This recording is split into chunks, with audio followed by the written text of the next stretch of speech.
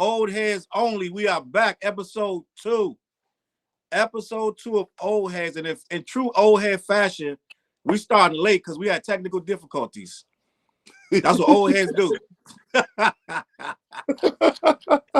Old Heads Only. This is a show about old school hip hop conversations. What's that, Chop? That's your phone? That was my laptop. I'm closing it. All right. I'm Challz Brown. Right there beside me on the right or left, depending on how your screen is built up. At the top, that is 4 Hours the Ugly Professor. That's my co-winning crime on this show. And under him, pause. Under him is Chop the Butcher. What's up, Chop? What's up, fam? What's going on? Pleasure to have you, champ. Good to be here, man. Huh? So let me ask you a question. Do y'all have y'all phones on Do Not Disturb? I don't, but I don't plan on nobody trying to. But I don't be getting nothing this late anyway. Yeah. So then it's all good. We're gonna talk this old head talking, and people that want to see it gonna watch it. We appreciate y'all tuning in. Hold up, I gotta do something. Give me a second. I got. Hey, Dale, you missing a drink, man? Huh? Hold on. Dale missing a drink. You missing some drink. What are you talking about? Some alcoholic beverage, something refreshing. You talking about drinking while I'm on the show? Damn, this ain't drink champ. This ain't drink champ. So what? Libations always get things live.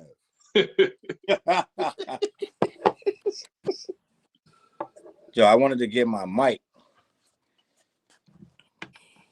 The mic sound crispy. All right, guys. Shameless plug. Shameless plug. If y'all ain't on it, get on it. If y'all ain't on it, get on it. What you talking about? Get on what? CLBMG. If y'all ain't on it, get on that apparel. Yeah, Chop got the hat. He got the shirt.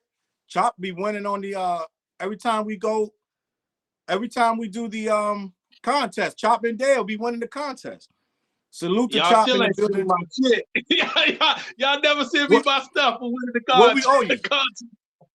What we owe you? I don't even remember, Joe. No, we got some socks or something for you. I got to figure out what we owe you. Listen, Old Heads Only. This is the Old Heads show. We talk about old head situations and things that is important to people that love hip hop from our era. Tonight's show, and I don't know, it's just a coincidence. It's a coincidence. But we're going to talk about fat rappers. And you know what that means. Chop is in the building. And just a coincidence that Chop is a fat rapper. This was not planned. I did not plan to talk about fat rappers, but it seemed like the perfect chance. DJ slash rapper. Yeah, he more of a DJ than rapper. DJ slash rapper. DJ slash rapper, you're right. So let me look in here. I found it. So Chop. What up? I want to talk about, first we're going to get to fat rappers, then we're going to get into singing rappers. Because it's been a lot of talk lately about who's hip-hop, who's not hip-hop. And Dale brought this up in the chat about, not necessarily that we could talk about Drake per se, but we're going to talk about the origin of singing rap. You know what I mean? Like, Dane used to sing. Slick Rick used to sing. He busts out singing all the time. There was so many singing rappers, bro, that it was normal. What do you think it's not being normal? But it wasn't normal. Okay, let's be real right now. No, I'm asking, is this the first topic? This the first topic? The first topic. Okay. We're gonna jump into singing rappers. If you really think back to it, Slick Rick was the first one to really start when he did the show, and he did the, it's all because of you. I felt that joint. That right there is what started it and made it popular. But it wasn't a whole song where he was singing. It was the rhymes that he did and the song that he chose to sing with it just happened to go with it. And then if you think about it, it was on nostalgia for the simple fact we came up listening to that. Our parents were playing that type of stuff and we was listening to it. So that right there to me was the start of it all. Yeah. You could say that in the Hey Young World, even though that came later on, he was pretty much singing that whole song too. Yeah, but the show was the one where, you know, when they did Dougie Fresh was beatboxing and he was singing, and just the singing part got the crowd involved because everybody knew that stuff. Yeah, So that right there is what made it real popular. So then, as we get down like to now, it seemed like every young rapper or whatever, it's like they're singing rapping. Which I don't see nothing wrong with it, but if you call yourself a rapper, you gotta rap. You gotta rap. You can't just be singing everything. You want to harmonize, fine or whatever, but you can't be singing everything. So I disagree that Slick Rick was the one that started the singing rapping. You got a bunch of rappers, and Jazz was on the beatbox back in the day, right? Okay, there was a lot of rappers harmonizing way before Slick Rick, 10 years before Slick Rick, right? But you say the key word harmonizing, which is singing. But and rap, most people say that DJ Hollywood and them, their records were singing records, but those are the precursors of rap. Okay, right? Okay. I okay. On that note, you said I agree. Double Dutch bus coming down the street. Yeah. You know what I'm saying? All that and that was the precursor. Now we could say Slick Rick became the most popular at it. He made it the most worldwide because he was the next in line. And when he got his turn, that's right at the edge when hip hop started to become more commercialized, and not necessarily commercialized. I'm not gonna say that, but it became more popular.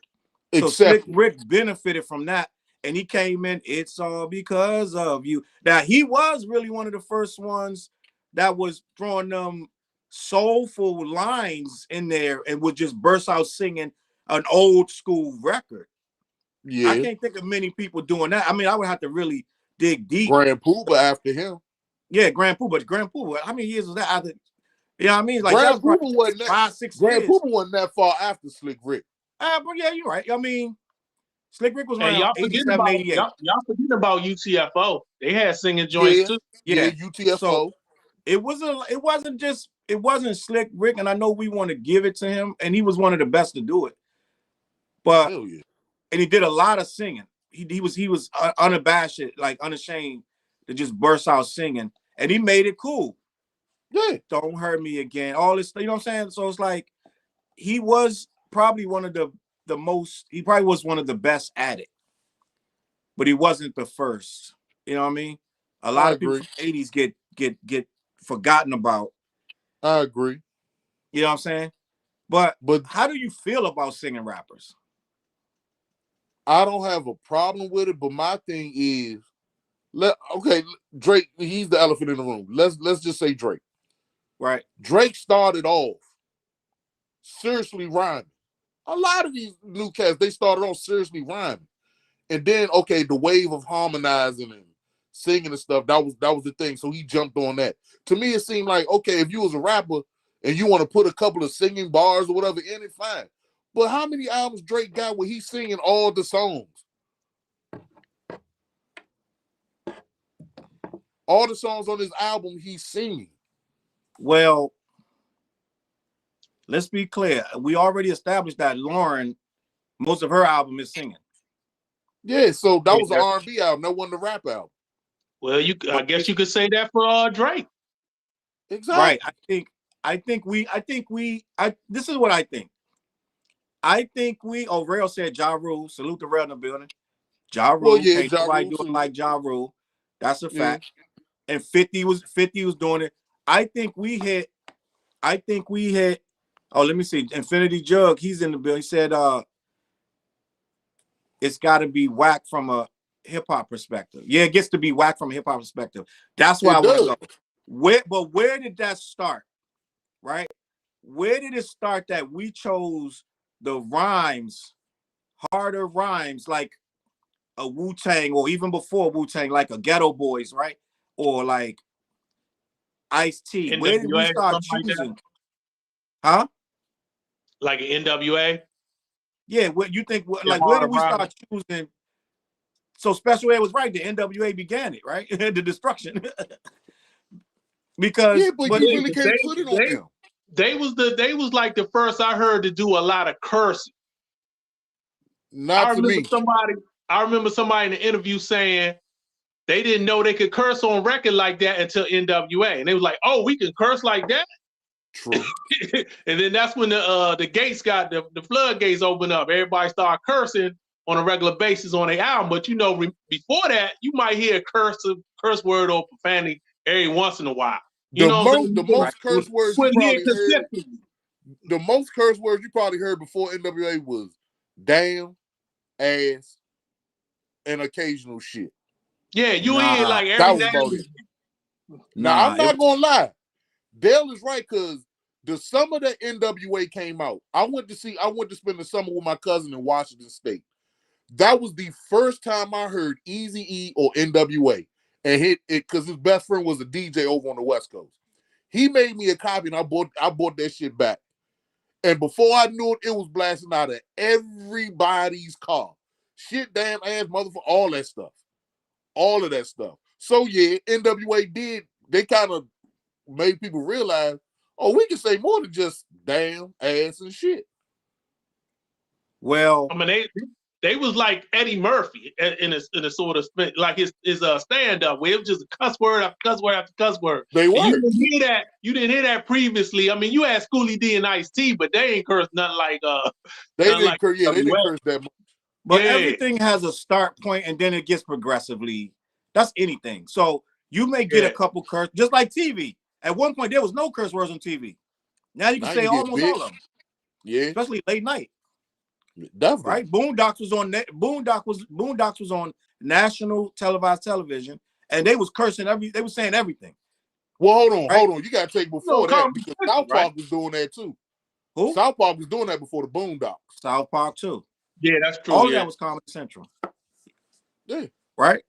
So everything gets progressively whatever. But I don't think just the cursing, it was a combination of not only just the cursing though, because we keep bringing up Schoolie D, but Schoolie D made it where kick their ass up some little punk, like da-da-da. He was cursing in that song itself. That actual song he was cursing. Right? And people wasn't talking about kicking dudes' ass like that to Schoolie D. Right? No. PSK. Oh, hold on, how'd it go?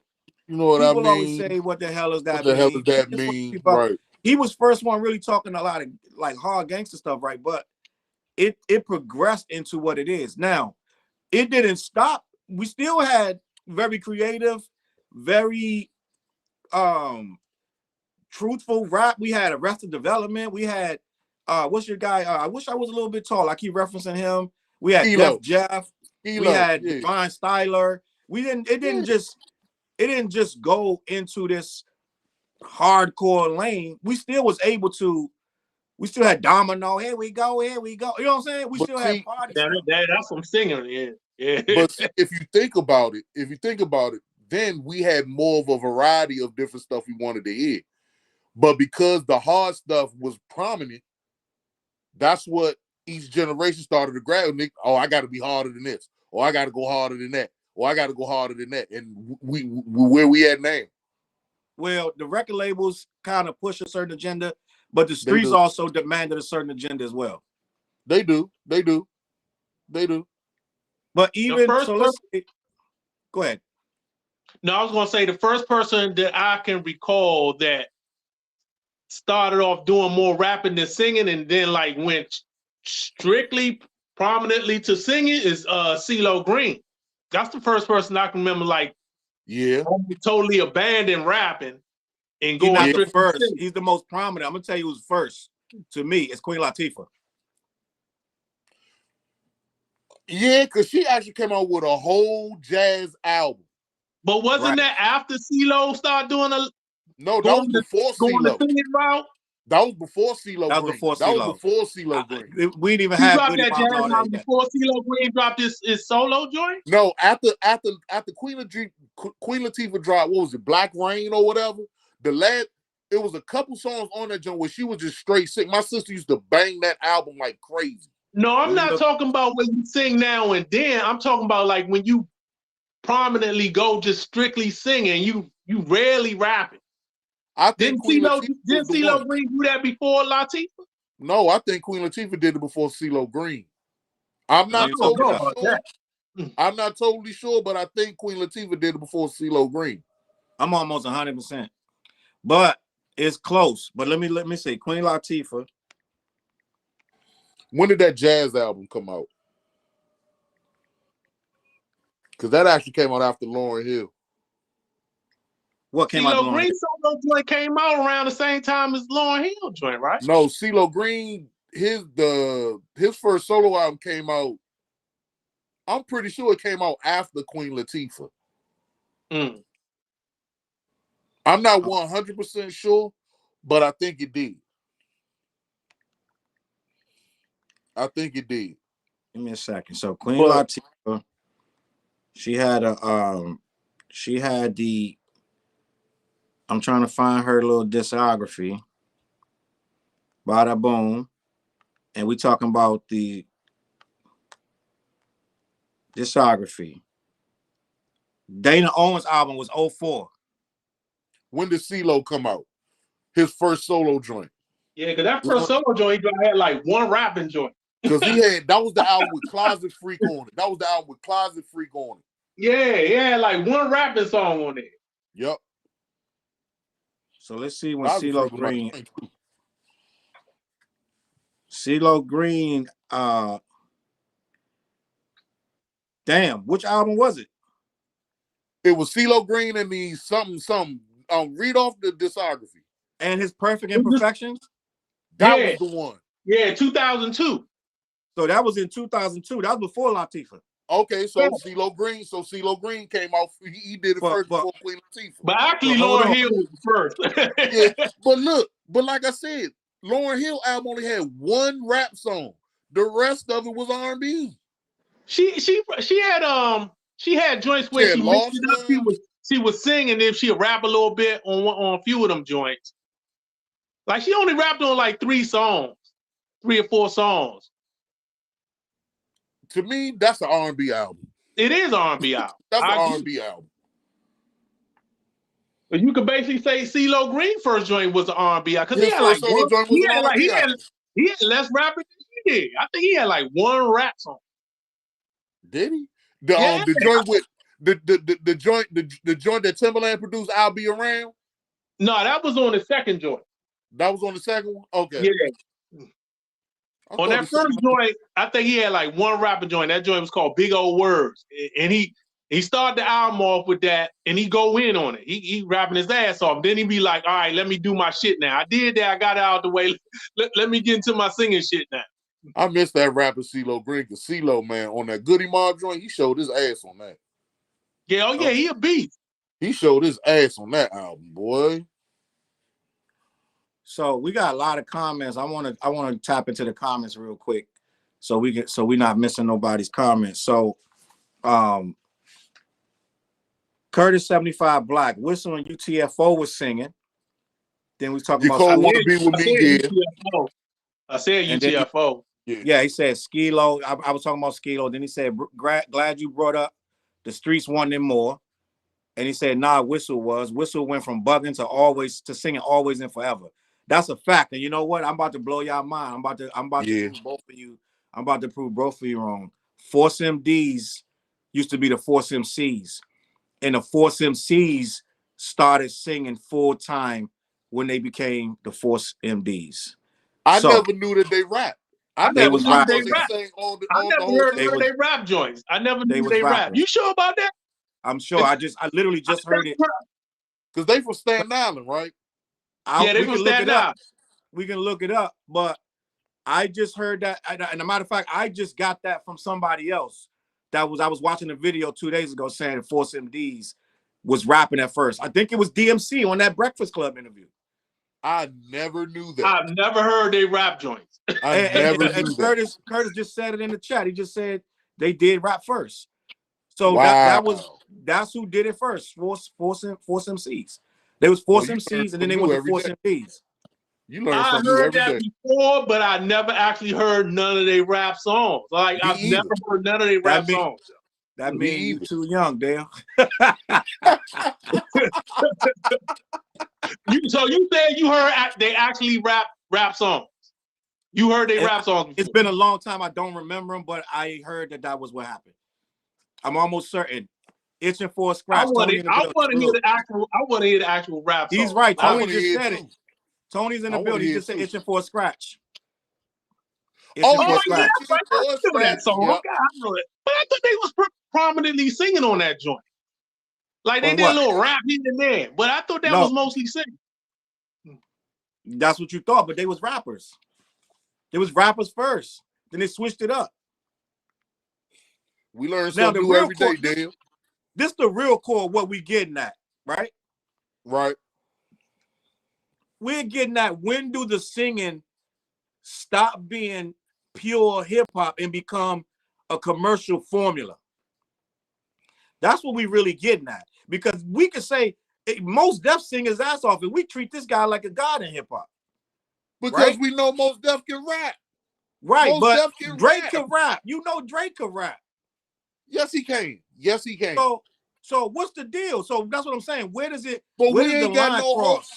We don't have a whole Mos Def singing album. Drake do. You don't have. There is no. Slow down. There is no whole Drake singing album.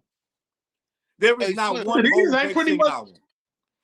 He may sing a lot, but there is no album where Drake sings the entire album. It don't exist. You know what? He don't sing the whole. He don't. Oh no, he don't. He don't. He got that. You know what? The last album that I really liked from Drake was Take Care. After that, I checked out. After that, I checked out. That's fine. And we need to understand. We're trying to figure out how does it get there, because rappers been singing since the Force MDs, right? Yeah. Now Drake is still singing, and we got Mos Def calling him a shopping cart.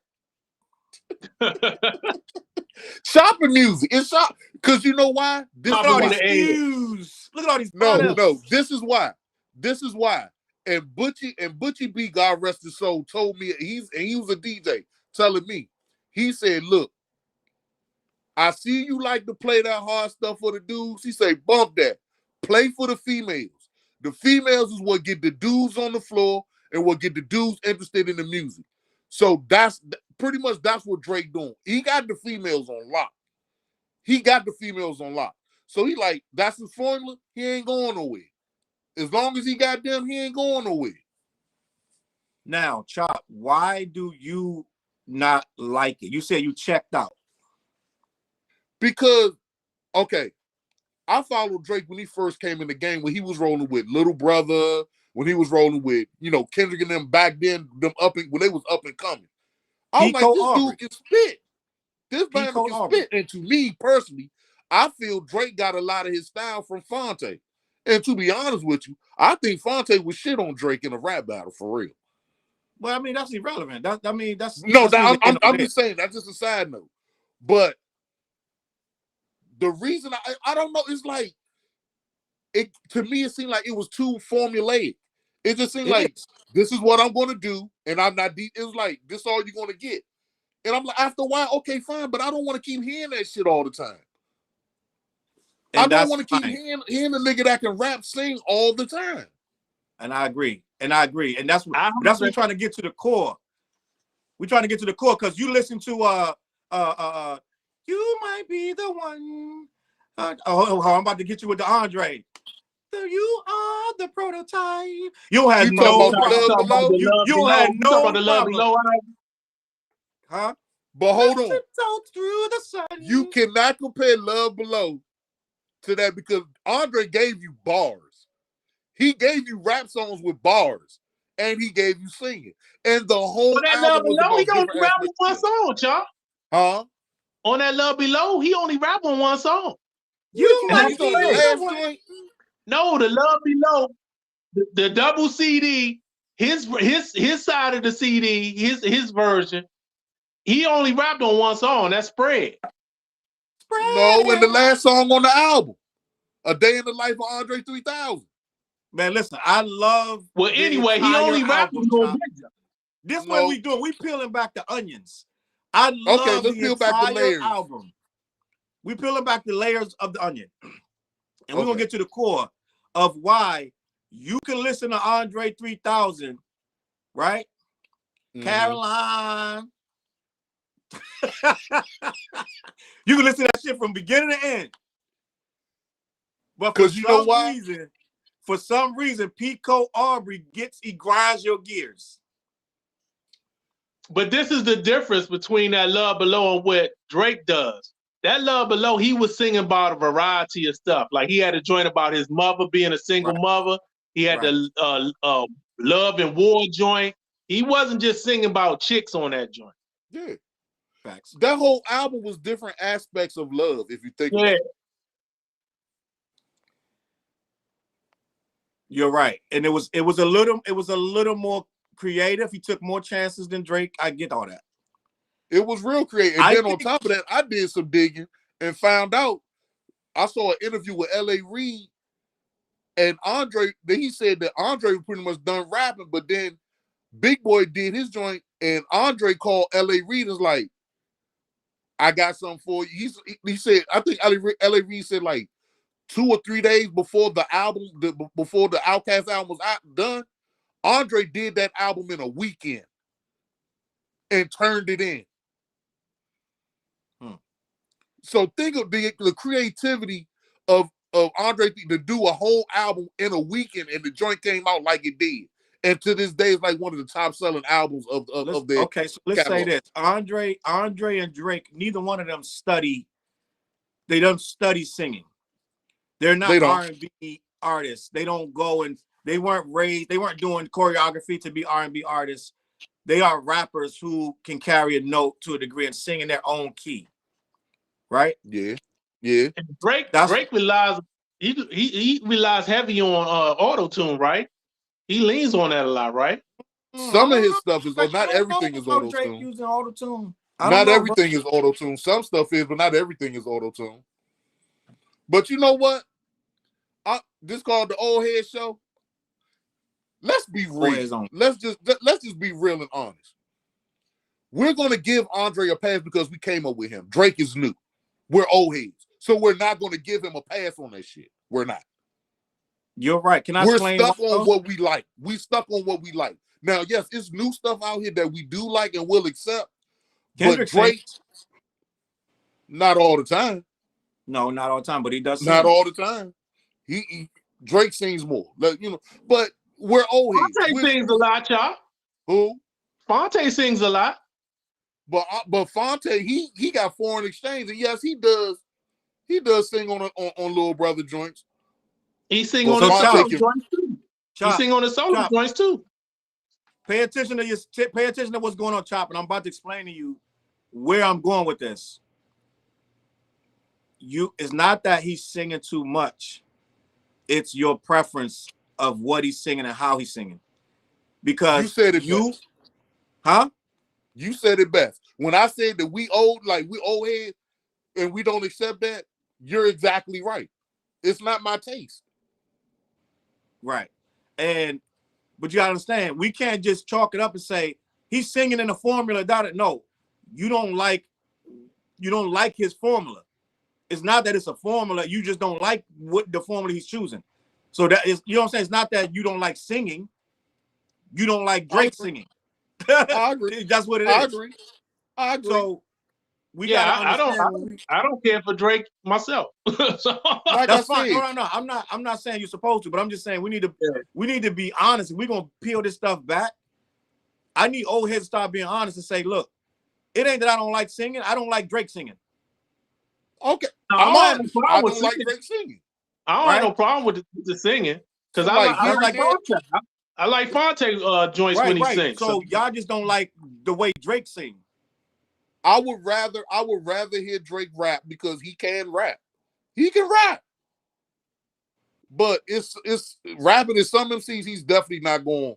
He can't stand toe to toe with, but he can rap. I just don't want to hear him sing. Okay. And that's now, fine. For the record, I haven't heard the whole Drake album, like the last 4 joints he dropped. Like I never heard the whole Scorpion joint, the Certified Lover Boy joint. I never heard the whole joint. Never heard the whole joint with 21 Savage, so I didn't like I might like them joints if I actually listen to them, but I haven't listened to a Drake joint in like his. I listen to him. I don't like him there. I don't like him. I listen to him. I don't like him. I don't like him there. Let me be honest. I listen to some of that. I like quite a few Drake joints. I like quite a few Drake joints because I go in. I know how to go. They'll know the same thing too. And Chop do. You know to go into an album with what you expect. Yeah. Right? If you go into an album expecting to get Larry Blackman and you get freaking Raheem the Rugged Child, you're gonna be like, I don't like it. So you go into stuff that you expect what you get. When I go into a Drake, I know what I'm getting. So I'm like, okay, and that's fine. I don't ride around bumping Drake. I'm gonna tell you when Drake to me comes on is when I'm in a family gathering and everybody wants a good song, the happy song that everybody likes, then I can pop. And it's a bunch of females around. What's wrong with females? First of all, so nothing. I love them. I love them. Right. So everything has a place. You know how they say it's a round peg in a square hole, or trying to put a square peg in a round hole. Yeah. There was a video last week that went viral where the girl said, we was at a party and everything was popping, and some dude tried to put on Nas. And everybody was like, get the F out of here. Like some dude tried to put on Illmatic. Like, let's play some Illmatic. Everybody's in a party. And some backpack dude didn't understand the assignment and was trying to put on Illmatic. What song on there is for that party? Which one? What song can play in there? The generation now is on vibing, and the R&B and the singing stuff is a vibe. So they want to just vibe out with that. That's like when back in the day, when we wanted to like impress a chick or whatever, what we throw on? Sade, right? Some Luther or whatever. You're gonna put some R. Kelly. You're gonna put some R. Kelly. Or if you really wanted to vibe, Chop. If you really wanted to vibe and didn't want to go mainstream, you was gonna do some brand new heavies, right? Oh yeah, Fatback. You was gonna do some Jamiroquai. What was it? Groove Theory. You know, all that type of stuff. Yeah, you gonna throw that on. Groove Theory. Yeah, you gonna throw that on. That was a vibe. We had John Day. Was it John Day? Yeah, John Day. Fucking Carl Thomas. And guess what? You know, all that type of stuff. Guess what, Chop? Their vibe came from our vibe because we used to call our vibe the freaking what they call it when it was Neo Soul. Neo Soul. We had that before they had it. Yeah, and you could play Neo Soul. You could do a whole mixtape 2 hours straight of Neo Soul. The whole thing sounded the same, and you ain't wanted to sound no different. You wanted that, and rappers was doing Neo Soul. And I've done a mixtape with all Neo Soul. And tell you the truth, I love it. And you know what? Now you made me rethink what I said. They just the younger generation now with the singing stuff, they pretty much piggybacking off of us. They are. We introduced it, they ran with it. Right. Now we introduced, they ran with it. So to be honest with you, we just go ahead. I'm gonna peel it even further down, Chop. We've already got you to establish that it's not singing, it's Drake's singing in particular that you don't like. Right? Right. I'm gonna even peel it down even further. You don't like Drake singing because you think Drake is soft. And you don't want to and you don't want to sit there and vibe out with some soft ass light-skinned dude singing about chicks that hurt his heart.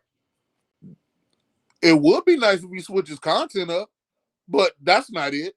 Because there's I listen to a lot of stuff that some people might think is soft, but that's just the mood I'm in. It's a mood. It's a vibe. You great to lie. You great to lie. Listen, Wayne in the building, he got a comment too. You great to tell a lie, Chop. He said I'm about to lie.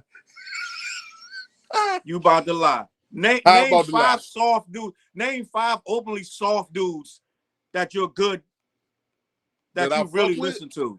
And you can't say Frank Ocean. I do like Frank. I do fuck with Frank. You talk about now? You talk about now that it ain't that many soft dudes out for real, for real. You bumping that little Nas? Let me read these comments. Hold on. No, I ain't bumping that. I ain't bumping that. Let me read these comments. Curtis said Drake can't sing. He said that's always been the case. Infinity Jug said a lot of old head hip hop niggas stopped listening to Drake when people was calling him the GOAT and saying he better than Hov. That is a fact. That is a fact. He's not better than Hov. He not better than Hov, but to them he is. Yeah, to the younger but Anthony you know Jackson what? Said that this generation want to listen and dance to little Jimmy Brooks from Degrassi. But you know what? This is the thing. It's generations. If you think about it, in the 2000s, Lil Wayne was that generation's Hov. In this generation right here, Drake is taking over that spot as their Hov. Because we came up with Jay-Z. We came from the first album to what we got now. These the youngest in the 2000s, they came with Lil Wayne when the block was out or whatever, to the Carter, all the Carters and stuff. They came up with him. Now you got Drake. That generation is coming up with him up to now. But you know what else too, Chop? What? Not only are that's the generation, you got to think what the generation coined the term emo. So all of this stuff is emo. That's what they've become. They take mental health days, bro. Yeah, they don't want to flip in the Olympics because they got the twisties, bro. You got to think it's a different world. And imagine who's the #1 basketball player right now in this game right now. And I talk about him all the time. Everybody because I don't like that he shoots threes all day long. But that's their hero. Steph Curry. Steph Curry is their Jordan right now. That tells you everything. Every generation he ain't played with the flu. Did he play with the flu yet? Let me know. Hell no. Hell no. But that's their Jordan. Steph Curry don't be taking days off of mental issues though. Right. He don't do that. You thinking like Ben Simmons or somebody like that. He do that shit all the time. I mean, not necessarily. When you look at Steph Curry, do you see a freaking Rodman or do you see an Artest? You don't see that. No. This is a guy that's playing smart. He's not getting banged up. He's shooting outside. You know what I'm saying? Like, it's different. Because you know why? Because you know why? When it comes to sports, it's like now they realize that the sport don't care about how the bangs that they've taken, the injuries that they've taken or whatever. Right. So they're like, let me move smarter so this bag can last me longer, so I can get this bag longer. And that's what I'm talking about. It's about the bag. And somebody like Drake is doing what? Grabbing the bag. He getting the bag. Grab and go. So you got to think, they idolize somebody that's singing, getting the chicks to drop their panties and getting the bag. They don't care about DMX. They don't care about that. They know who it is. They respect this stuff. Y'all gonna make me lose my mind. They respect it because their parents pushed it on them every day.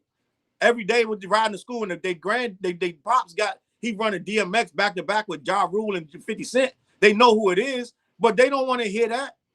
They want to hear Lil Uzi Vert. Think of the rappers they have now. So think of the whole scene. So you're saying the whole scene is not the same. So that's why their Jay-Z is a Drake, because their whole scene is emo. They got whole new language to describe stuff. So answer me this question. Yeah. So we're saying fuck the integrity of hip hop and progressing it forward to get a bag. Are we saying that for the bag? It doesn't matter what you do as long as it's for the bag. Chop, when you use the word integrity, and I'm not dissing this generation, I'm just saying it's different.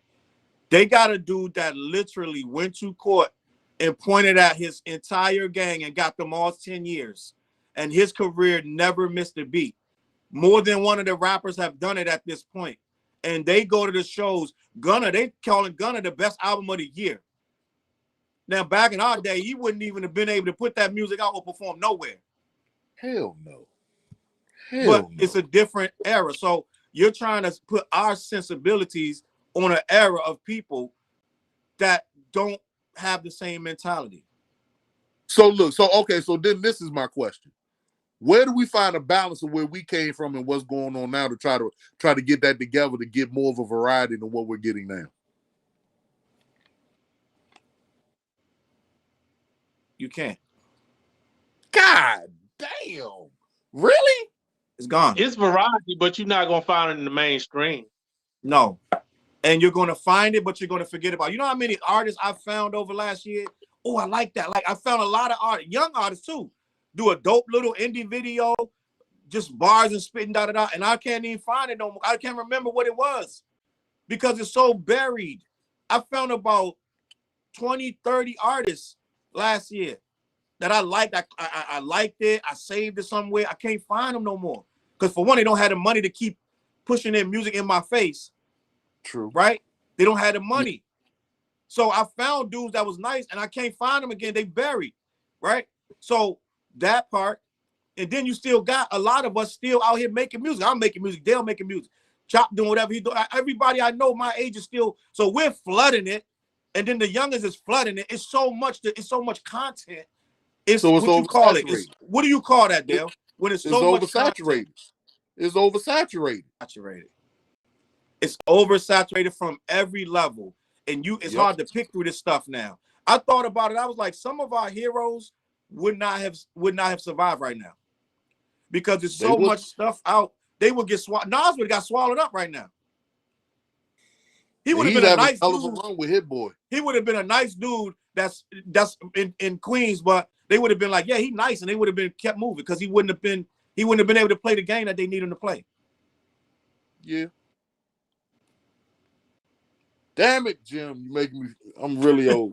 I'm old head. I don't want. But that's where we are. We old heads, and we talk about these things in these little corners of the internet, and hopefully somebody will find it. I don't feel like I'm missing out on them because I get a lot of good music. So I don't feel like I'm missing out on. I don't feel like all is lost. I just listen to Benny. I just listened to Benny yesterday. You know what I'm saying? I get so much good music. I don't feel like I don't feel like Conway, Freddie. I get a lot of good music, bro. So Slim, I don't really feel like it's a void. Slim, I'm with you. Like Lady London, her album Soul, Joe, that made one of my top albums of last year. And not too many people know about her, but Shorty is dope. It's a lot of stuff I stumbled upon. That's what I'm saying. Like, if you want it, it's there. So I don't feel like we need to do anything. So if you want it, it's there. They're not going to mainstream it. So you're saying this is the status of rap, right? This is how rap is. Whatever rap is oversaturated, bro. You're gonna have to listen. Any rapper that come out can make it if they find their core audience, and they can make a bag with their core audience. That is so. So the artists don't have to appeal to the masses. All they got to do is appeal to who rock with them. Top. I'm gonna give you 5 names right now of artists that make big, gigantic money, and they barely have any type of. They got a big fan base that somebody mainstream never heard of them. Russ. I like Russ. I like right. Russ. What is Russ? Russ has a gigantic fan base. Yes, he does. And you go ask somebody about Russ, they be like, who? Oh yeah, a lot of people don't know about Russ. What's your boy? 1-800-Suicide. Oh, Logic, that's my guy. Logic, Joyner Lucas. I fuck with Logic. Heavy. Who is Joyner Lucas? Who top 20 is Joyner Lucas in? Yeah, Joyner Lucas got his lane. But he got his fans. He got his fans. He got his own lane. Joyner Lucas, everything Joyner Lucas drops gets 20 million views. Every single thing he does. Yeah, and he can rap. He can rap. But you can walk down the street. You could walk for 17 miles. You might find 17 people out of 17,000 people that know who the hell he is. Right? So he's not popular like that. He's very popular to YouTubers. Like right now, Castanet, right? The YouTuber. You know who that is? Nope. Huh? Millionaire. Nope. He's the kid that just broke up he just lost the $300,000 $300,000 bet. Yeah, the 21 Savage. Now to the kids, he's a god, right? But we don't know who he is. Most old people, I gotta explain who he is. Well, he's the kid that you know what I'm saying? But it's all about it's enough kids that fish for him that he can go pay a $300,000 bet like it's nothing. Yeah. So that's what I'm saying. It's out there. If you want it, you just gotta go look for it. I don't feel that the music is in a bad place. Yeah, it's some young artists that put out the type of stuff that we typically like that not mainstream. Like you got your old Drew. You got Nick Gray. You got Nick Gray. You got Shay Noir. Shay Noir just dropped the EP. I love Shay Noir. And these are folks that are in their up like late 20s. Yeah. You know what I'm saying? Yeah. I even consider like if you listen, you in your late 30s, you still young in this business. If you know what I'm saying, you got another 20 years of rapping in you. You know what I'm saying? Yeah, So it's like Benny the Butcher is 39. Yeah, and a lot of these guys are creeping up there. I just realized I didn't know Eminem is 51. Did y'all know that? No, I could believe that. I didn't know that. I didn't know he Eminem was is that 51. old. Somebody told me yesterday. They went on my video and he was like, bro, Eminem, he said Eminem was 35 in 07, something like that. I said, what? What? Ain't no way he was. I thought he was in his 20s. So he was did 35. A Jay-Z. Huh? So he did a Jay-Z. So he got on late because he got on late. Yeah. I think it was in his 20s when he got on. But end of the day, right? I don't think that Rick Ross is like 48, 49. Yeah. And getting a bag. And Rick Ross put out some amazing shit. He got on late. Amazing music. I was trying to learn. It ain't about how old you are with this rapping, bro. A lot of these dudes gonna rap another 10 years and still be hot.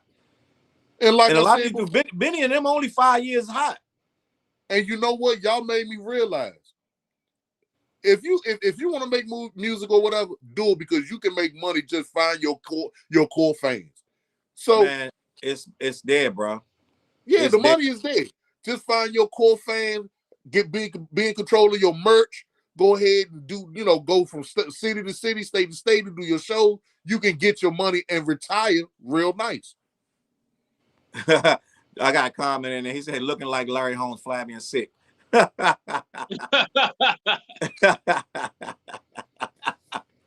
That's funny. And then my man Infinity said, man, if Smokey Robinson could drop, anyone can. F that. That's hilarious. Smokey Robinson do got some new music. That's funny. I'm gonna die on this. I'm gonna die on this mic. My mother might be looking for that shit. I don't know what old people's out there gonna buy some Smokey. Somebody, because old people don't even be buying music no more. Hey Slim, no, I'm about to put you on to something. October London. I turned that on to my parents and they love that album. That album is a dope album. October London is a nice album. Oh, nice R&B joint. It's R&B it gives you Marvin Gaye vibes. Yeah. Like Joe, my mother and my father love that album. That album is banging. Yeah, that right there is a vibe. Yeah, that October London is a vibe. All right, send it to me. So we talked about singing and rap, and we have determined that it's not that you can't sing, it's who sings. We don't like it. I don't like it. I don't like it. Said that's fire. The album you was talking about, October London. You said October London? Yeah. That album, I'm gonna send it to you. That album is amazing. Send me that. I'm late on that. But we already decided that you can sing all you want in hip hop. Yeah, you can. Somebody gonna like it. Yeah, the real surprise. I never heard of October London. I could have and just forgot, bro. Listen, I don't know if you ever seen that movie called with the memory, the little ball. You got a whole bunch of balls, and then once you get too many memory balls, some of them just gotta get thrown out. So my memory balls be just leaving. Like his stuff be leaving. I can't even remember everything, bro. My little memory balls they just drop out. Pause. You wow. Listen, so we've already determined singing rappers are okay. You know who do a lot of singing right now that I rock with? Freddie Gibbs. Freddie Gibbs. Yeah, he's doing singing joint every now and then. Yeah. Freddie, hold on. This is my question to y'all. This is my question to y'all. That the Freddie Gibbs album, what was the one Soul Separately? Which one? Soul Separately. You talking about that one? To me, that album is better than Alfredo. It is. 100%. That album is better than Alfredo. Matter of fact, that album, and you could correct me if I'm wrong, that might be one of the best albums of the year. Like, it's for me, and I know this is controversial, that to me it's either that or Mr. Morale. To me. And I'm thinking that I don't want to edge out Mr. Morale because I love the actual concept of separate years. Nah, Mr. Morale came out 2 separate years. They came out 2 separate years. They came out 2 separate years. They came out. What are you talking about? Mr. Morale came out the year after that. Yep, it did. It did. All right, hold on. Google it. I'm gonna Google it because I'm almost certain that Soul Separately is better than Alfredo. I love Alfredo though, man. I love Alfredo. Love that album, but Slim, there's no skips on Soul Separately.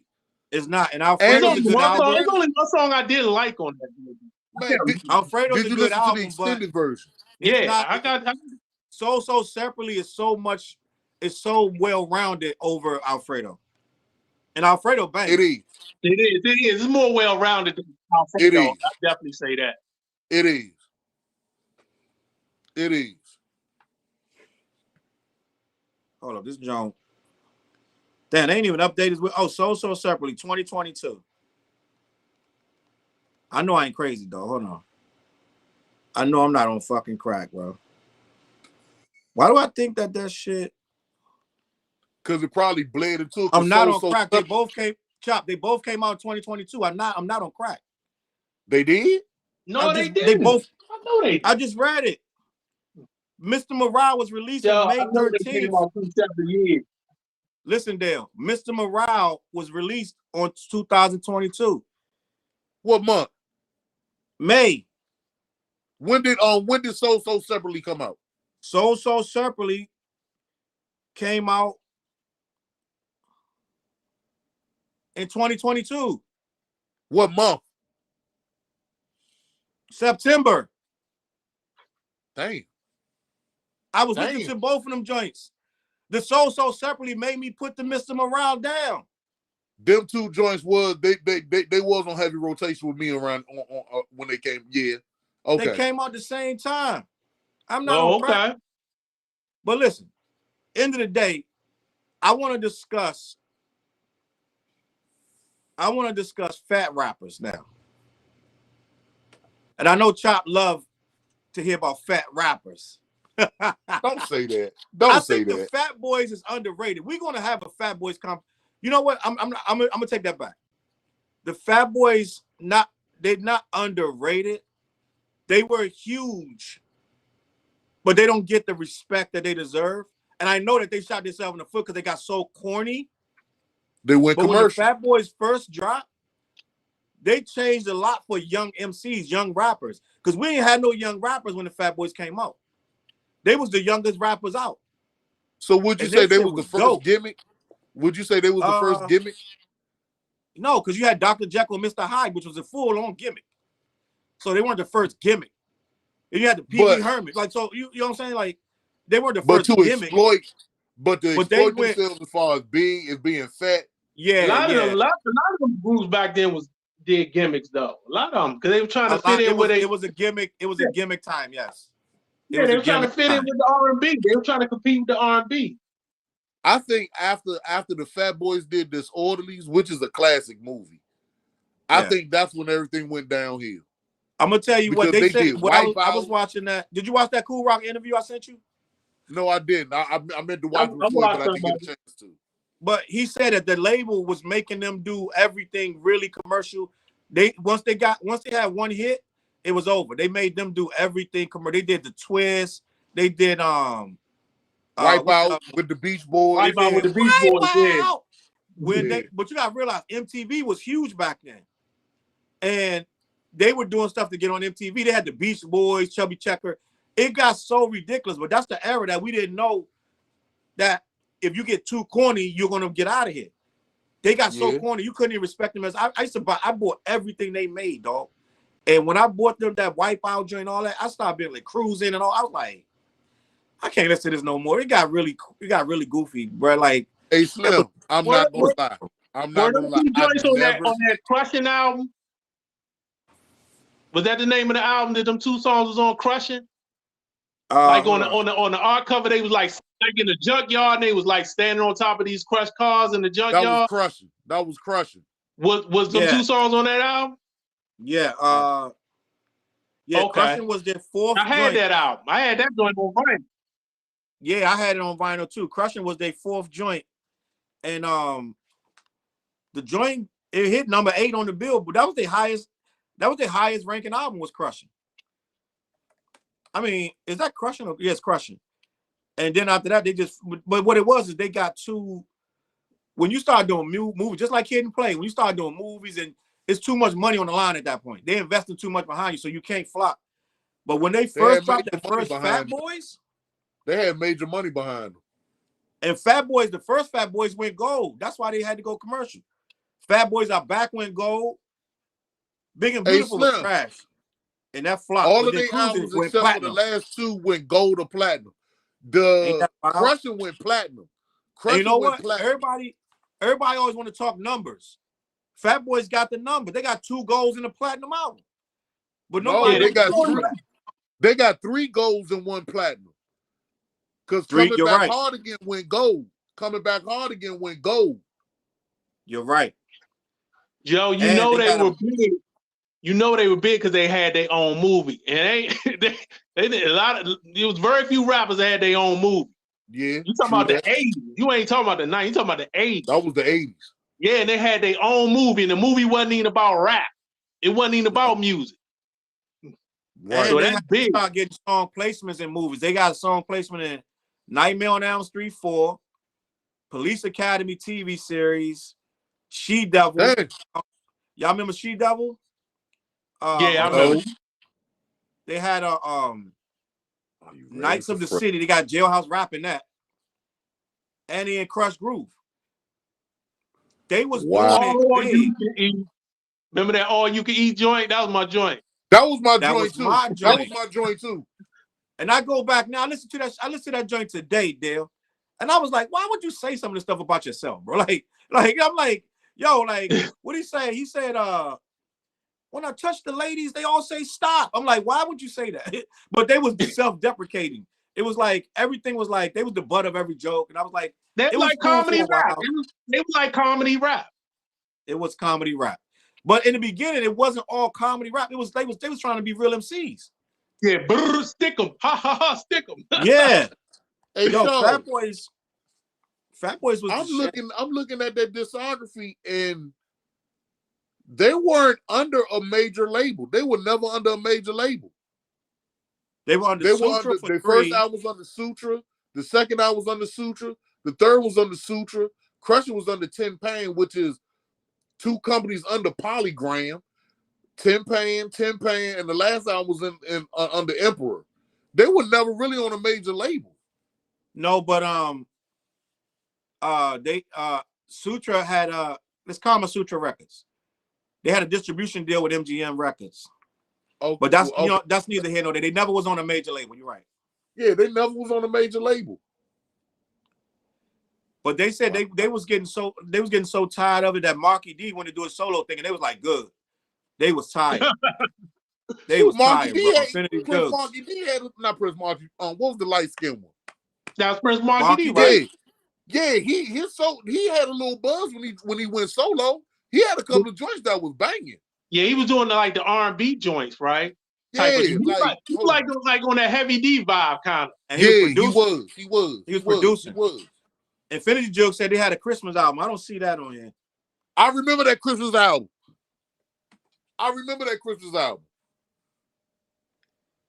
They might have it under soundtracks or something, but I don't remember that. But yeah, they probably did. But they listen. Everybody's talking numbers. These dudes had numbers. They had to join the chokehold for, let me see, from 84 to like 88. They had a nice little run. That's not a good run though. They blew up real big and fizzled out fast. For that era, they had 3 for that era, that's a nice run. For that era, that's a nice run. Did you know they had 3 feature films? Let me see. Disorderlies and what else? Disorderlies, Knights of the Cities, and Crush Groove.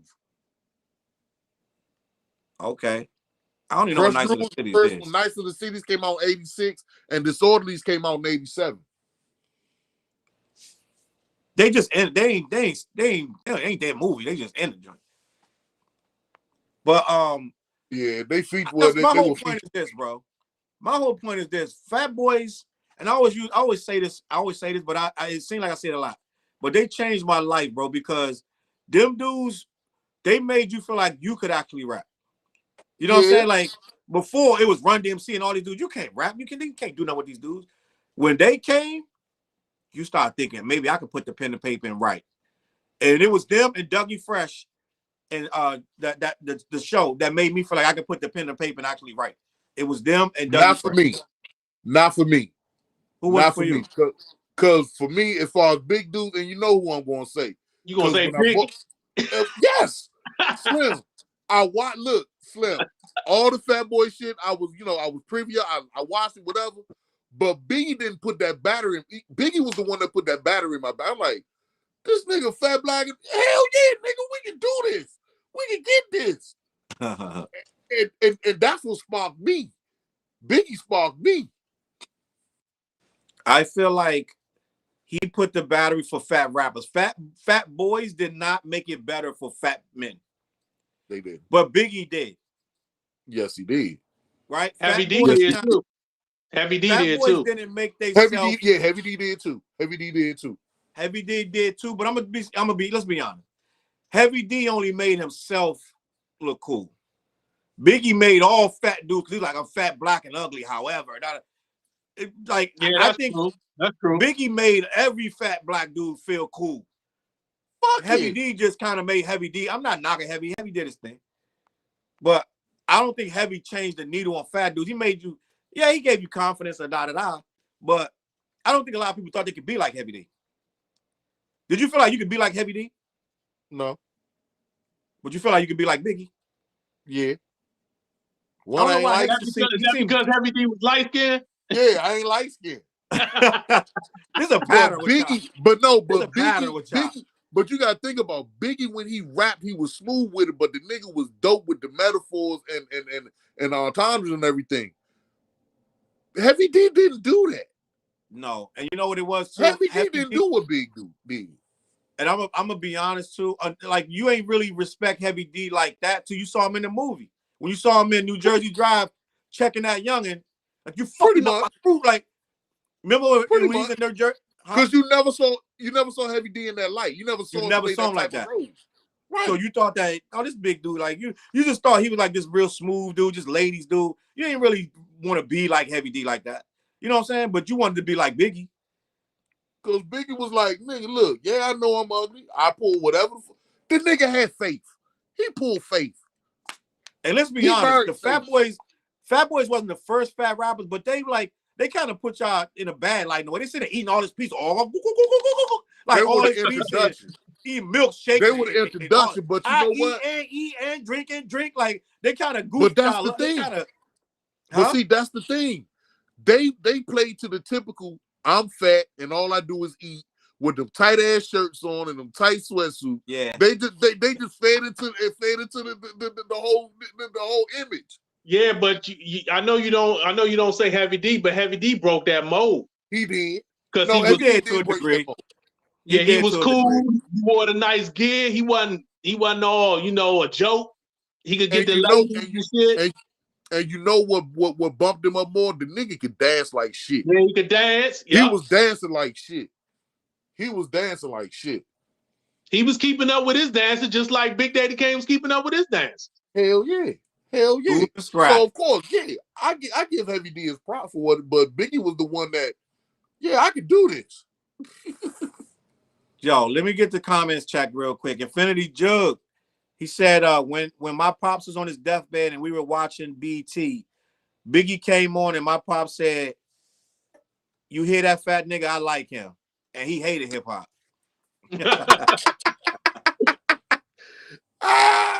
That's funny, but I like it. But we connected with Biggie for some reason. I don't know why. And Chop got me really listening to that Biggie joint like that. Because I wanted to hear, but Chop heard it before me. And I was like, what I usually do, I wait till the hype died down. It was so much hype. I can remember about 5 albums I did like that. With Redman joint, I said, I'm not gonna listen to it yet because it was so much hype on Redman first joint. I was like, I'm gonna slow down. I don't want to hear it right now. I don't want to hear everybody gassing it up. I'm gonna wait a couple months. I waited. Like I did the same thing with Biggie. I waited. Hold on, but y'all, do you remember the conversation when I called you from Sam Goody and I got that Jay-Z album? He was like, that nigga that was fast rapping with jazz. You had a whole album. Yeah, you had the single. You had I bought the album. And I said, Challz, you might want to check this joint out. You was like, who that nigga right. Jay-Z, the fast rapping nigga? Man, whatever. And look where you went. Yeah. You was shitting on. I was like, Joe, this nigga on some shit. But it was a fast rapping nigga. We like back then. I hadn't heard it yet. He was. But that album, it was totally different what but that's neither here nor there. But yeah, you always wait for the shit to die down before you jump into it. Because I hate the hype, and then people like they just get so worked up over stuff, and it's a lot of times it don't even be like, you know what I'm saying? You can't process it when everybody like yo, they're going crazy. So it's like let it breathe for a little bit. That was me, and I let that reasonable doubt breathe. But then when I came, you listen to it with clean, you listen to it with crisp ears, like without the hype. Right, and I understood it. But you gotta think we was in the streets at that time, and everything he said was real. Like I was like, oh yeah, this dude's real. Like this real. Like you could tell a dude just making up shit, and you could tell a dude that's really talking about some real shit. Like reasonable doubt, he really tapped in. It's like, oh, this really, this dude's really out. Real shit. Yeah, it was some real shit. It's really out here, and people that can't understand it is not out there, so they don't understand that's a real album. Oh but I feel like have fat rappers came into their own yet, or they still trying to get there? Let me see. You don't have any fat rappers out now that's really doing it. You don't. I can't think of Rick Ross. You got Rick Ross and Fat Joe. Rod Wave is fat. Rod Wave. I heard the name, but I'm trying to think of. Is that the dude that did the song about the box? About the box? Yeah, I think that's it. He be singing a lot. He sings a lot too. I've never seen him. I didn't even know he was big. I thought that would have been your man. I thought you would have rocked with him. No, but like you said, Fat Joe. Rick Ross. Fat Joe ain't fat no more. Rick Ross, he's still a little chubby, but Fat Joe is still fat. You ain't see him on that joint in the Yankee Stadium when he took his shirt off? That nigga fat. That nigga still fat again. But for a minute, that nigga, they was calling him Skinny Joe. No, he's still fat. He just lost some weight. Did you see that chop? The joint when he performed at the Yankee Stadium? Yeah, that nigga took his shirt off. That's Fat Joe. That's Fat Joe. But yeah, them the only two. Well, three. You said Rod Wave, but Fat Joe and Rick Ross. But Rick Ross did. Hold up, bro. Rick Ross did put out some banging. He put out movies. This shit is just banging. Rapper Big Pooh still big. Yeah, but shoot, his last solo, him and Fonte, yeah. And I love that last album. Rapper Big Pooh just put out a solo joint a few years ago. Who? So y'all trying to tell me we haven't had a rapper that we can get behind since Biggie, a fat rapper? Like I said, Rick Ross. Okay, but Biggie died about how many years before we got Rick Ross? It's been some years since we got Rick Ross. It hasn't been that many other fat dudes. Biggie was dead no less than 10 years before Rick Ross was ever even heard of. More than that. So we couldn't get nobody else? Huh? Nobody. I don't think it was anybody before Rick Ross. So fat rappers losing then. Yeah. Damn. You had Fat Joe and Big Pun. Oh, Big Pun is dead. And Fat Joe is skinny. Well, no, Big Pun. Fat Joe is not skinny, Joe. He's still trying to push the skinny narrative on Fat Joe. The nigga name's still Fat Joe. Fat Joe is damn near Drake when it comes to them formulaic rhymes and songs. Right? And he make good songs, but come on, dog. Fat Joe last 10 joints was straight up commercial. Which is whatever. Fat Joe and Jim Jones. Fat Joe and Jim Jones are like the most improved rappers. They are. Jim Jones making the best music of his career right now. Fat Joe was terrible when he first came out. It was awful. Hold on. You ain't fuck. We got a flow, Joe. No, only the beat. Only the beat. Diamond D. That nigga rap was terrible back then. You know what? Fat Joe dedicated himself to being better, and that's what you got to do. Yeah. Oh. You got to study the game. You can't just try to rap the same. You got to learn why you bad. He got progressively better each album, and then when he got Big Pun, he got even better. He had to. Yeah. Well, I might be reaching, but can we consider Diamond D a fat rapper? Yeah. Yeah, Diamond D is kind of big. Yeah. And Diamond D dope as hell. Even though he raps and he write his own shit, I see him more as a producer. Okay. Yeah. Okay, so you know what I did want to touch on though?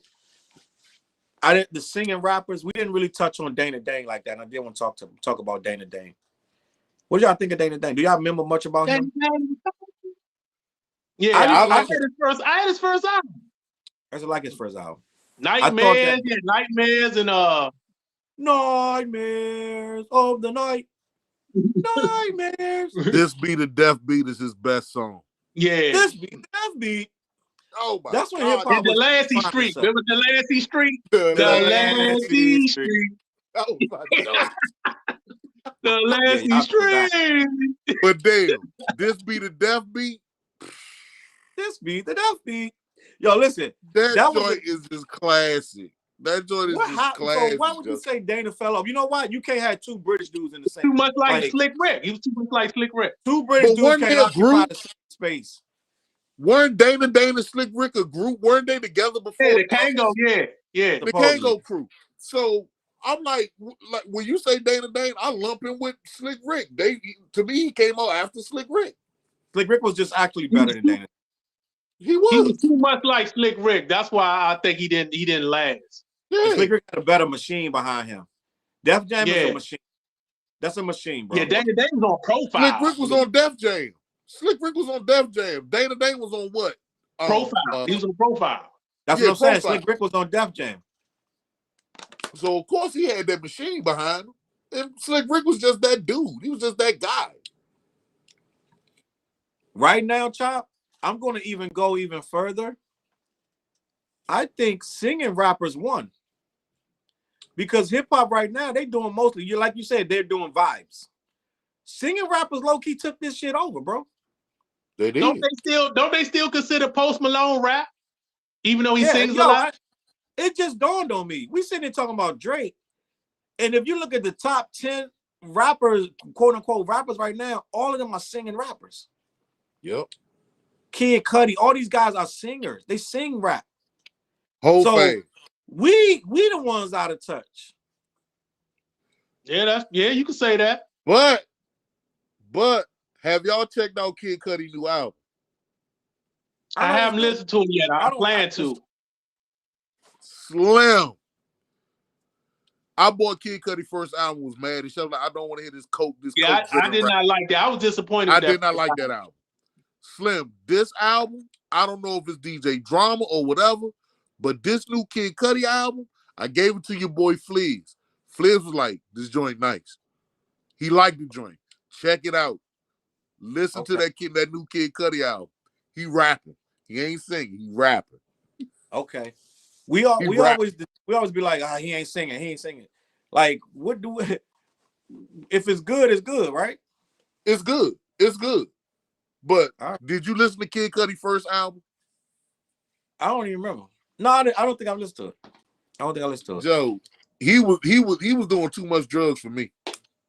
I didn't like his first two albums. I listened to his first two albums. I didn't like. Hey, Dave, see, I'm not gonna give a third listen. If I don't like your first two albums, I'm not listening to nothing else. That's pretty much it. I haven't listened to an album here since his second joint. Me neither. I ain't listened to another album since this joint. Since this the That's movie. like with Drake. That's like with Drake. I didn't like Views. I didn't like Views in the other album that came after Views. So I stopped listening to him. My favorite Drake album is Views. Are you crazy? Like that's the way he doing all that Caribbean shit, right? I did not like One Chance. I'm gonna tell you why. I'm gonna tell y'all why y'all don't like it. Y'all don't be around a lot of Caribbean women. No. So you don't understand the vibe of it. That's a party album.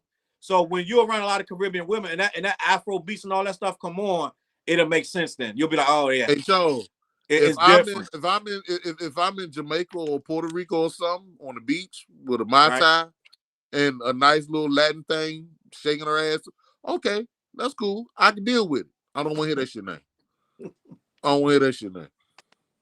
But Chop, you know what? You don't be wanting to hear a lot of stuff either, because it's a lot like you and Dale. I'll be liking stuff, and y'all be like, "That's trash." Like it's like that's not trash. true. Like for instance, no, go ahead. For instance, y'all don't like Blueprint 3. Which one is Blueprint 3? Is that the one with On to the Next One on it? Yes. I like it. That album was all right. It's not a bad album. It's not one of his At the best time, albums. y'all niggas was not feeling that joint.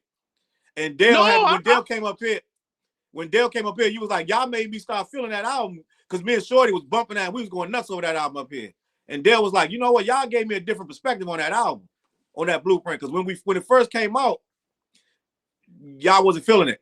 And then Dale came up and he was riding around with us. I just didn't think it was. I didn't think it was great by any means, but I thought it was a solid album. It was cool. It's a great album. It was cool with me.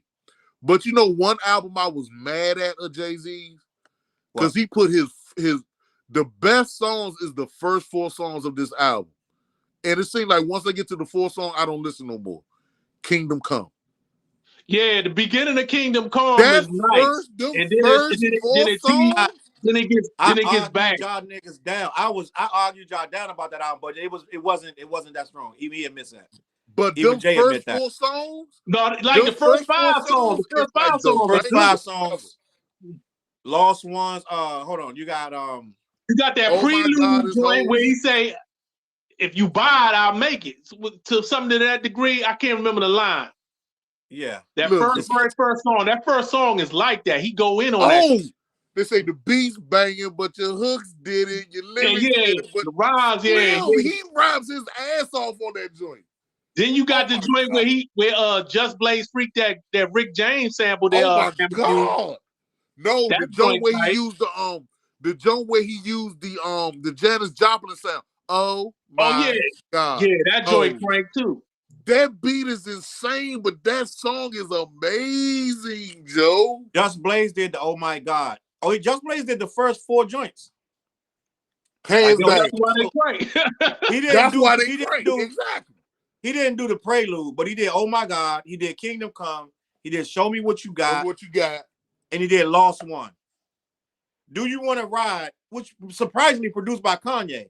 That's where the album starts to dip a little bit. Yeah, that's on Turf. That's on Turf. Yeah, 30 I didn't rock with that joint. I like the 30 joint. I think Dr. Dre did that right. Stuff, but he didn't have the right music with it, and he didn't have the right hooks. He just wasn't ready. What about 30 and what was it? 30 the new 20 or something like that? Yeah, I like that joint. Didn't Dr. Dre do that joint? That joint bang. I like that joint. Yeah, and I like Mama Made It too. I like the Mama Made It joint too. Yo, Shorty loves that beach chair. I really love that beach chair song. I can't stand that beach chair. Shorty is different than yours though. She like that beach chair joint. And Dig a Hole. That was the corniest joint on there. Dig a Hole. I ain't like that. He was trying to diss these dudes. That's what he's trying to diss Jim Jones. Like after that was the only time song, Jay looked weak because he tried to diss Jim Jones and then they started laughing at him. The joint with Usher is not that bad. He got a joint with Usher on there. That's not that bad. Which one with Usher?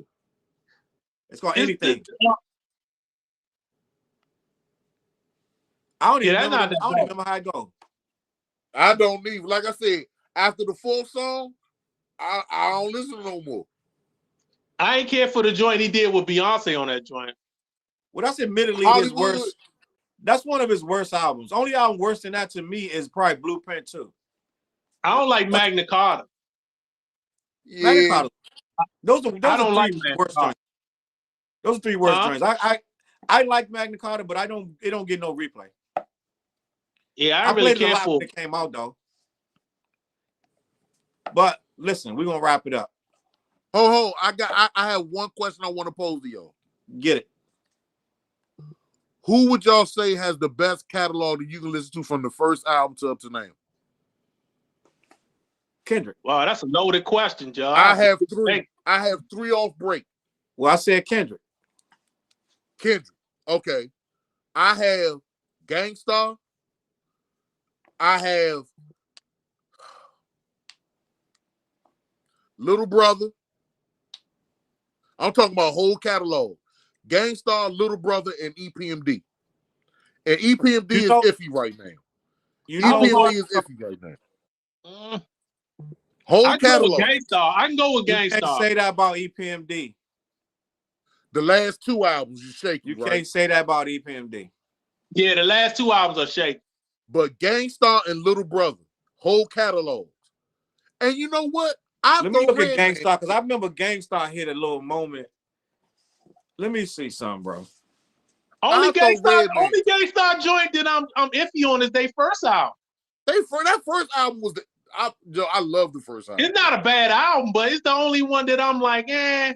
But you also got to think about it too. DJ Premier only produced a couple songs. That's when DJ Premier first started producing.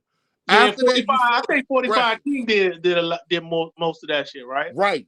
After that, you saw the progression of Gangstar. So that whole Gangstar catalog, I can listen to. That whole Little Brother catalog, I listen to a lot. And I'm going to throw Redman's catalog in there too. I'm going to throw Redman's catalog, except for that last Reggie album. That Redman album sucked, Joe. Yeah, that last one was terrible. Yeah. So out of all the Redman, that one album, but those are the three artists I say who catalogs I can sit back and listen to from the first album to the last somewhat. Did you like the Owners?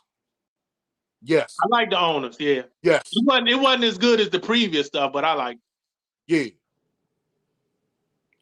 Because you can put on any Gangstar album and groove to it from beginning to end. Gangstar might have the best run.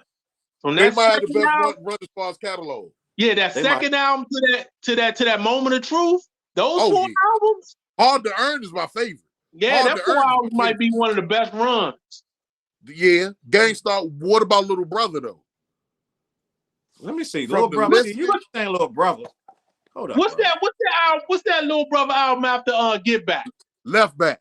Left Back Falls. Left Back is okay. Left Back is just okay to me. So think about it. You just said two groups where it's just one album that was suspect. So them two groups had the best run as far as catalog. Oh, and I thought, do I want to throw Outkast in there? I throw Outkast in there. Outkast definitely got one of the best runs. Outkast in there as the best discography one. They don't have a bad album. They don't. Well, I'm gonna disagree. If you want to count that Idlewild, I like that Idlewild album. I don't like that shit. I can't rock with Idlewild. I don't like that Idlewild. I can't rock with Idlewild. And I'm gonna even go even further. And I don't know. I feel people that do rock with Idlewild are kind of weird. So Chop, you weird. What? No, because you know what? Now. Look, I'm going on the record right now. I like musicals. I look at musicals. I like musicals. So but I never really considered that part of their discography because it was for the movie. It was a soundtrack. It was like a soundtrack. It was a soundtrack. The movie was like a soundtrack. It was. Because I was mad at that movie. You had Macy Gray on there. You had a whole lot. You had different. I actually like the movie. I just don't like the album. Really? No, I ain't like that movie. Okay, so think about it. Within the three that I named, there's one album on each that y'all said that y'all really couldn't rock with. So those three artists, I think Outkast and Gangstar got the best discographies. And you wouldn't say Little Brother too. It's only one album. It's only one album. So that Made the Lord Watch, y'all rocking with that? That joint is banging. That's just okay to me too. It's just okay. No, that joint is amazing to me. I still listen to that to this day. It's just okay to me. That joint is banging to me. I can't put them with Gangstar and Outkast. I'm sorry, I can't do it. I'm just biased, but I love Little Brother, but I can't put that shit up to that. But me, I'm putting Little Brother, Gangstar, and Outkast on that list as the best discographies. And I'm gonna be honest, and I like it. But even the joint before Idlewild, and I like it, but I can't tell nobody that album bang. Yeah, Love Below on Speakerbox. Love Below on Speakerbox. No, before that. Stankonia? Stankonia? I like Stankonia, but I can't tell nobody, yo, go listen to Stay Up Bangs. Like, no. Stankonia bangs to me, but I can't. It bangs to me too. It's certain albums you can vouch for, like Aquemini. Like I'll fight a room of 100 dudes over Aquemini. I'll fight all 100 of y'all, but I can't do that. I think Stankonia is the weakest. I think Stankonia is the weakest out of those, though. Really? Yeah. So, but it's still good. I'll say the same thing. It's still good, but it don't have. It ain't no stank. It ain't no Aquemini. Like Aquemini is like something that the Lord made. You know what I'm saying? Let me think. Dale, what's your joints? He said a discography. Let me think. I'm trying to think. Well, he said Outkast and Gangstar. I can go with that. It ain't nobody else. I'm trying to think. You can't say LL Cool J because after a while he started lunching. Nah, he's bugging. You know See, what? when it comes to the solo artists, they got so many albums. You gonna get a few weak ones here and there. Yeah, I rock with Jay's discography. You know who else almost had it until they didn't was Kanye. When Kanye was on a run, and that then 808s and Heartbreaks. I didn't like 808s and Heartbreaks. I can't stand that album. 808s and Heartbreaks is trash to me. I think that's where the run ended. But a lot of people really like that album. Really like that album. And they say that it's true. That album changed rapping to what we got right now. Yeah, a lot of that is happening right now. Was it for the better though? Did it change it for and the you better? know the wild thing about it? Guess what he doing on there? He's singing. And the wild thing about I don't like that shit. Even though we hold these a lot of auto tune, so Yeah, he did. But even though we hold these two in high regard, you can't even say that for Nas and Jay-Z discography neither. No, they got some clunkers. Yes, they do. Not a lot. Yes, let's hold up. We're not gonna do that. It ain't like Jay clunking and clunking. Jay will clunking and give you 3 joints after that.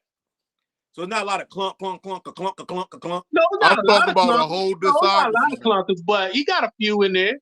Jay got 2. He got about Nas 2 got 2. Jay got Nas got more than 2 than me. Nas got 2. But Nas got like that's a run. Nas' last 6 joints is a run. Oh yeah, that's a run. That's last 6. That's a hell of a run. That's a hell of a run. Which one of Nas would you say was misses? Which albums of Nas was misses? You could say Nas Sid, the joint with Kanye was a miss. Yeah. I'm gonna say the end. Nostradamus, you could say was a miss. Even though I like some joints on there, that was a miss. I like some joints on there, but it's a miss. The nigga album. I like some joints on there, but you could say it's a miss. You can say it's a miss. Overall, Street Disciples was a good one. The nigga, I'm a conscious rapping dude. I was like, I got to a point I couldn't even listen to that nigga album no more. I couldn't even hear it, bro. I understand where you're coming from because overall it is missing. It is lacking, but it got some bangers on there. But it do got some bangers on there. It got some bangers on there. Like he got the joint about the roach where he described himself like a roach. Yep. That joint. I forgot about that joint. Then he got the other joint. We talking about chicken. What about J. Cole? Oh, I forgot about that. Man, like, see that overall that nigga album is not that good, but he got some songs that you be like, God damn, John, how the fuck he think of this shit? But he great though, damn. Jay-Z great. Jay-Z worst album got some joints on it. Yeah, but I'm saying that's what I'm saying. He always like even his weak joints, he got some joints. You be like, man, he had a few joints on there, but he like, man. Tribe worst album got joints on it. What's Tribe worst album? Y'all watch y'all say love, but watch y'all say the Love Movement. Y'all say the Love Movement was that is their worst album. It might be worse than Beast Rhymes in Life. And you know what's crazy? I was so when we bought Beast Rhymes in Life. I was so freaking I couldn't wait to get that album, bro. Slim. And we listened to it in my house. We went and listened to it in my house, and we listened to the whole joint. But that's when he started doing a lot of Jay Dilla was on there. Then Goofy has Consequences on there rapping. And I'm like, why? I didn't agree with Consequence, but as Darrell. Me and Darrell rode around DC bumping that Beast Rhymes in Life like shit. And Consequence wasn't bad. I just didn't like the fact that they put him in the group. I'm like, you at least gotta ask us, do we want this nigga in the group? Right, it's like they just put him in the group. It's like they just threw him in the group, like, all right, here's Consequence. And we like, wow, how does he earn that? What do you do? Oh, he Q-Tip cousin. That's all you gotta do. Earn it, but it was what it was. It was what it was. Common had a little run. Yeah, he did. From that second album, Resurrection. Electric Circus is one album I did not like. See, that would mess up his run. That's what messed up his run. That Electric Circus. Yeah. That Electric Circus fucked up his run, Joe, because he had a run. He had Resurrection, then he had One Day It All Makes Sense, then he had Water for Chocolate. Yep. Then he came with that Electric Circus. Then he came back with B.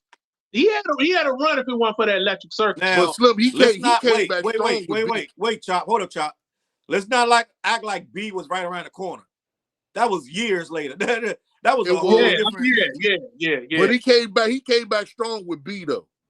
Nah, B is he came his best back strong with B, but it was some years down the road. That was Kanye at his best. Yeah. He wasn't overproducing it, just produced. Yeah. That was Kanye at his best on that album. The album after B was good too that Kanye did for him. Which one was that? For the People or something? What was it called? For the People. Damn. Forever. Yeah, Corners. Forever something. That was a good album. That album. Yeah, that I was don't remember much of it, but I remember that I remember this has some good songs. Hold on. The day will come. Hold on, let me get. Yeah, that album was good. That album was good. It had some joints on it. Oh yeah, that album was good. Now you said that one. That was the last good Common album, really. Them joints after that was what about the one?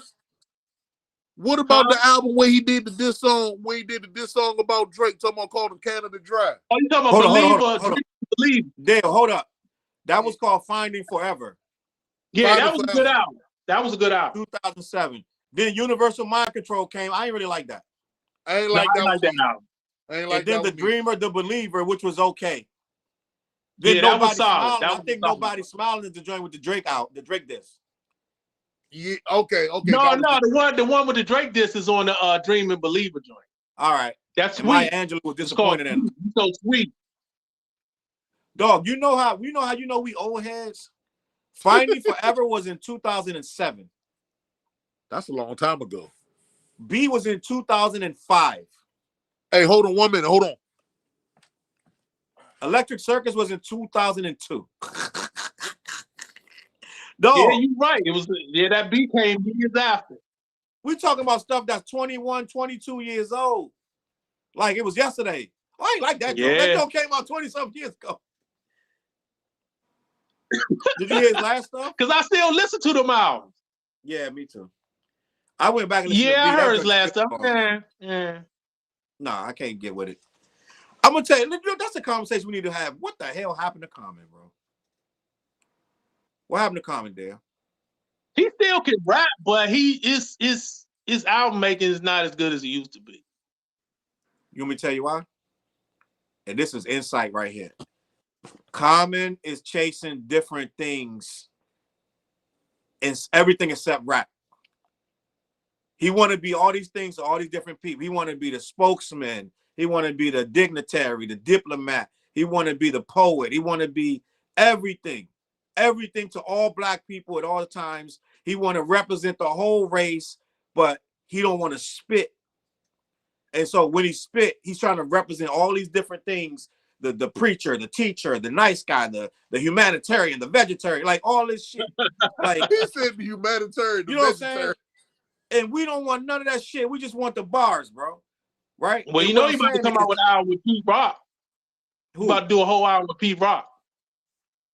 I love Common, but that shit ain't gonna be shit. I don't know, Joe. It might be his comeback. Because you know why it ain't gonna be shit, Dale? He's not gonna be able to spit correct that the way, like when I write, Dale, I write like I don't give a fuck. Right? Some of my shit, if it's gonna be curse words, huh? I haven't gotten to that point yet. You got what you mean? Writing the way when I find myself now when I'm writing, I'm not trying to offend. It's like I'm trying to please everybody pretty much. That's what Common's doing. And what I'm telling you is when I get on the MC, I act like when I did Force Multipliers with Dale, I wrote them rhymes. I said, ain't nobody gonna hear this shit. So I was like, man, I'm gonna say whatever come to my mind. Right? A lot of stuff I say on Sports Multipliers is not politically correct. It's not that it's offensive, but it's like, you know what I'm saying? It's like when wifey give me the A-OK, we're gonna DP them bitches like Double Dutch. You know what I'm saying? So it's like I literally said when my wife give me the A-OK, we're gonna DP bitches like Double Dutch. I love it. You know what I'm saying? So it sounds like you basically saying he don't want to mess up his Hollywood connects by saying some wild shit. He don't. And what I'm saying is he's not going to ever spit like Common used to spit. Even when on Like, even on beat, it wasn't that it was more plugged in. And it was just like, I'm Common and I'm writing about what's going on, da da da. Now it's like, I'm Common and I'm gonna tell you everything that's big and beautiful around the entire world. Everything, you know what I'm saying? It's like the revolution is amazing. Like, get the fuck, like, we don't want to hear that shit. Like we So just, he lost his edge. He lost his edge, bro. And I like Common. I just watched Silo. That movie, that show was great. Did you watch Silo? Yeah, Common's I like that joint. He did a good job in that. He did his job. But that you think he did a good job acting in that? You think he did a good job acting in that joint? He did a great job. But he only acted the same way in almost everything. But he'll put the edge into acting because he know he can just hide behind the acting. But with the rapping, he can't put the edge in that because he's trying to get the Grammy again, the Oscar, he's trying to get the EGOT, like he's trying to get all this shit. He's trying to get all these awards. He said that before too. He said he's trying to get all of them. He said he got them. He said he wanted to get all of them. That's the point. He trying to get, like, he made the civil rights song and this and him and John Legend. They doing stuff for Obama right now, bro. So ever since Maya Angelou was disappointed in him, he ain't been the same. So it's he's trying to please everybody. We never getting that comment again. And and Pete Rock, to me, Pete Rock funny style of shit too. This thing he just did with Cannabis, he did the beats and he didn't do the beats. He didn't buy him. He bought it. He paid for him. Somebody else did. Like, it's all this goofy shit. I ain't listen to the album at all. Did y'all listen to the last Cannabis album? That all that hype was about Pete Rock was saying it was trash. And Cannabis was like, how the fuck is trash? You did all the beats. And he was like, I ain't do none of the beats. He trying to lie. It was a whole thing. I ain't know Cannabis had an album with Pete Rock doing the beats. Yeah, I remember that shit because Challz and I went back. I was like, damn, he did do an album. Pete Rock did do an album with this nigga. He did, well, he claiming he didn't do it, but then it was like convoluted because he was like, oh, you never paid for the beats, so I took the beats back. And he like, how you take the beats back when these are the beats I'm rapping to? It was goofy. So I'm like, it was goofy ass shit. I don't look forward to nothing with Pete Rock no more. Pete Rock is like bugging out. Nah, man. Pete Rock do anything with what's the Bama's name? Lucchini, Camp Low. What about Pete Rock do another album with Camp Low? I'm rocking it. Cause what you mean another album with Camp Low? He did too. They got 80 Blocks and Tiffany's. Yeah, they got a joint. They got a couple joints. You know he did it. You know Pete Rock did a joint with Sky Zoo too. Oh yeah, he did. The Retropolitan thing. I don't follow Slim. Like that. I'm not mad. I know you checked out of Camp Low a long time ago, but Camp Low got some shit. I like Camp Low, but I gotta catch up. I don't got no problem with Camp Low, but I gotta catch up. Yeah, you got a lot of catching up. Man, you know who I'm really, the producers I'm rocking with is Alchemist. Oh, Alchemist always been Alchemist. I fuck with Alchemist. No, you know, he's in his production bag, and y'all probably don't know. Y'all know him as a DJ, but J Period is one hell of a producer. Okay. I'm rocking with J Period right. J Period, give him some time. He gonna be major out there. He gonna be major. I think the best right now is Alchemist, Hit Boy, Static Selector, and Marco Polo. I think they the four best right now. Yeah. What's the producer for Griselda? Is that not 38 Special? What's the What, Conductor? Yeah, some conductor. I forgot his name. The only thing about him, he don't be putting no drums to his shit, y'all. He do. Different. He do. Dale, he don't do that no more, Dale. Yes, he do. I just listened to something they ain't no drums to. It ain't heavy like it used to be.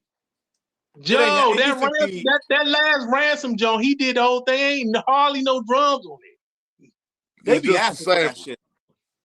Because when he worked with Conway, it's always drums and Benny. You must be talking about you might be confusing with Derringer or something. All right, because you got Derringer in their camp and another producer in their camp. But that dude Conductor, a lot of times he don't be putting drums to his shit. You might. Well, I might be getting them confused then. I might be getting Conductor and the other dude and Derringer mixed up then. But it's a lot of stuff off them Griseldas, but they got some dope shit. Man, listen, y'all old shit. dudes will have me talking all night like it's 1999 and we just bought a new Capadonna CD. You say Capadonna. Hold on, Challz. Go ahead. I have one more thing. I want to say. Since this is old head, this is old heads only.